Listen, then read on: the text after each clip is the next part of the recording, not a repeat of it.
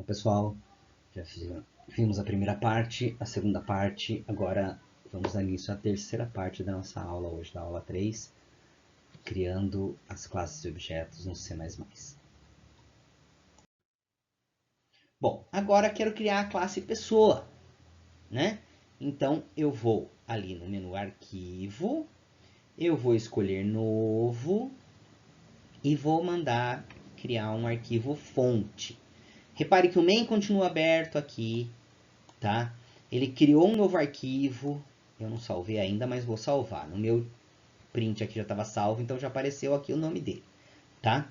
Criou um novo arquivo e esse arquivo vai estar vazio. Legal? Então ele criou um arquivo C++ em branco. Aí nós vamos criar essa classe pessoa. Muito bem. Dando sequência então, ó, eu escondi minha câmera. A câmera estava bem em cima aqui do print, né? Aqui normal, galera, nós criamos aqui o programa com include string, porque o nome, a gente viu lá no diagrama, que ele é do tipo string, tá? E criamos dentro do programa uma class.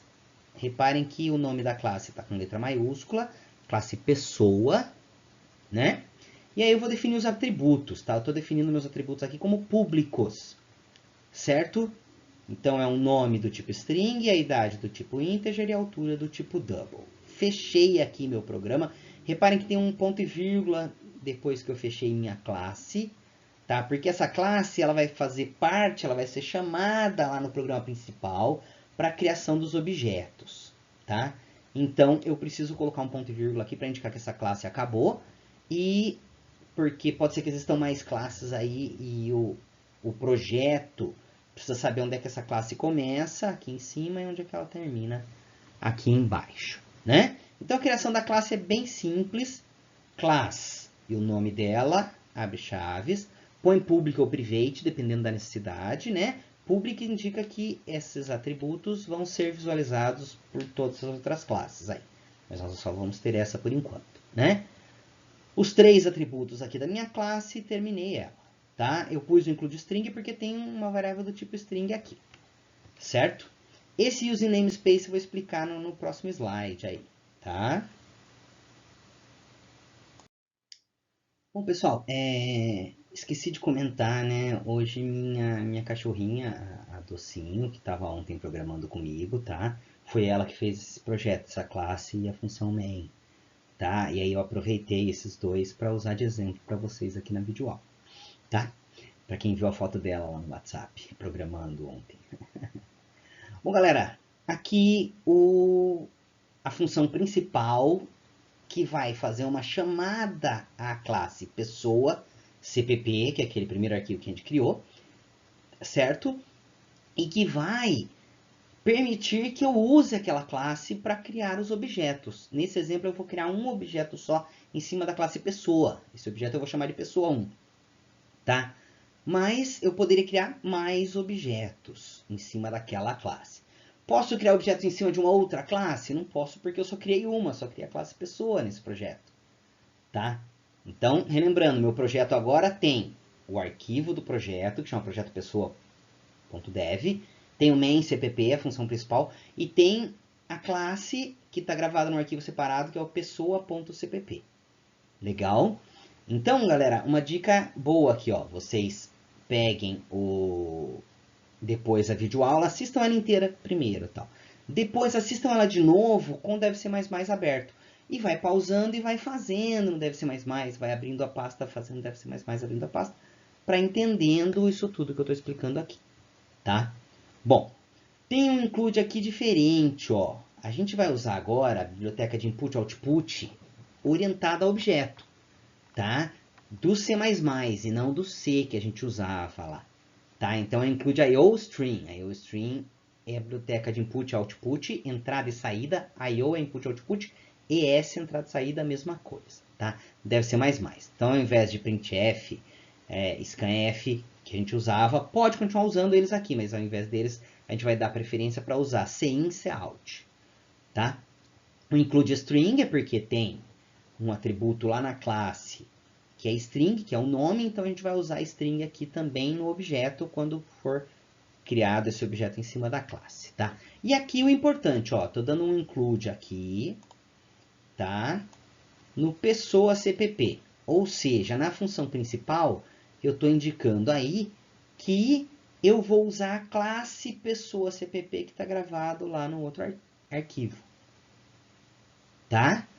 Cuidado aí, ó, classe com P maiúsculo, eu salvei com P maiúsculo, aqui eu tenho que chamar também com P maiúsculo, certo? Bom, using namespace std, definição de namespaces, de espaço de nomes, é no outro slide ainda que eu vou explicar, tá? Mas é mais para a gente não precisar ficar na hora de utilizar no cout, na hora de utilizar algum comando, não precisar ficar colocando o nome completo dele, é o namespace standard, tá? Bom, aqui, ó, aqui é o importante. É dessa forma que eu crio o objeto pessoa1 em cima da classe pessoa. Como funciona então? Eu estou dizendo aqui, ó, que o objeto pessoa1,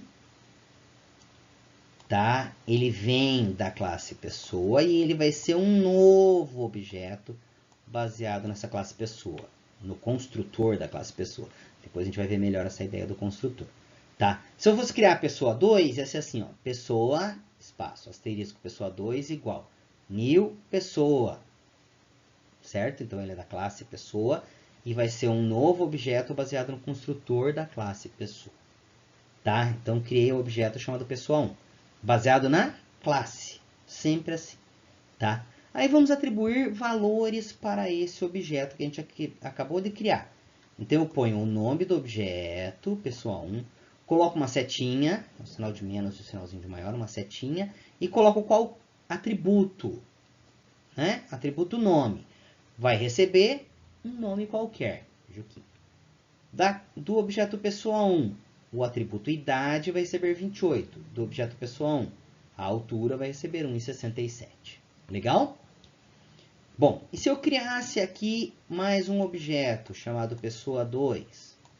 Pode ficar como exercício para vocês. Cria um objeto pessoa2. Aí repete essas 3 atribuições aqui, só que pessoa2, nome, vai receber um outro nome. Pessoa2, idade, vai receber uma outra idade. Pessoa2, altura, vai receber uma outra altura. Certo?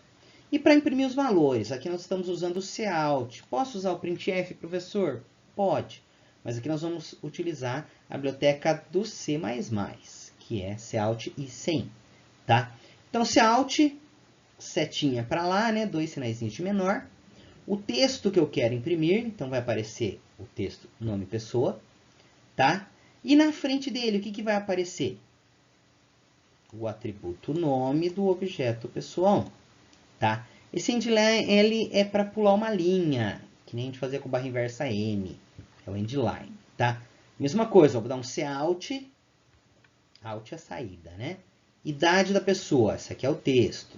E na frente, o que eu vou imprimir? O atributo idade do objeto pessoa1, tá? Posso imprimir o atributo idade do objeto pessoa2? Não, porque nesse programa eu não criei pessoa2. Eu criei um objeto só em cima da classe, tá? Aqui em cout, a altura da pessoa, o atributo altura da pessoa 1. E sempre pula uma linha depois, né? Se não quiser pular uma linha, vai aparecer as mensagens todas, uma na frente da outra, tá? Return 0, para indicar que finalizou o programa. Na orientação de objetos a gente vai precisar do return, a gente vai precisar de argumentos aqui na função main. Tudo bem? Tá aí. Então, criamos uma classe lá no arquivo pessoa CPP, certo? E aqui na função main, na função principal, a gente cria um objeto dessa classe, aqui na setinha vermelha, tá?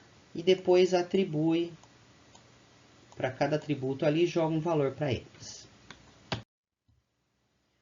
Bom, o include é o string, a biblioteca string, que é a biblioteca de entrada e saída do C++, tá? Entrada e saída, então, no C++, na programação orientada a objeto, como que funciona? Cout, 2 sinais de menor, que é a setinha, né? Uma mensagem aqui entre aspas. C++ é fácil. A setinha para pular de linha. Você pode usar o printf se você preferir. Tá? Para ler um número, a gente dá um cout numa mensagem. como a gente fazia lá no prog 1, a gente dava um printf na mensagem, depois dava scanf. Aqui não, cout na mensagem, cin na variável, tá? Para exibir a variável, cout mensagem, setinha variável, setinha fim de linha, tá? Então aqui explicando, cout é para enviar dados para um dispositivo de saída, tá? Pode usar o printf também, mas o cout está mais de acordo com a programação orientada a objetos. Sem entrada. Bom, aí para finalizar, né, os arquivos do projeto, depois que a gente criou todos. Então eu criei o projeto pessoa.dev, ele criou um arquivo que a gente não utiliza, né, que é o projeto pessoa.layout, isso é um arquivo interno dele, tá? Criou automaticamente o main cpp, a gente tem que salvar ele logo depois da criação do projeto, tá? E aí depois eu mandei criar um arquivo novo e criei a classe pessoa cpp, certo? Voltei depois no main cpp, criei um objeto a partir da classe e pus valores nos atributos e mandei imprimir. Tá? Daí eu salvei e compilei. Quando eu compilo, ele cria esses objetos .awk, que é da link edição, e daí que é da compilação. Daí na link edição ele gera um arquivo exe só em cima do projeto exe. Tá? Então, por isso que a gente tem que criar esse projeto, para que o projeto consiga unir todas as classes que existem com o programa principal e cabeçalhos, que são os .h, e aí por diante. Certo, pessoal? Então, essa é a ideia. Tá? A aula ficou um pouquinho extensa, mas essa é a ideia.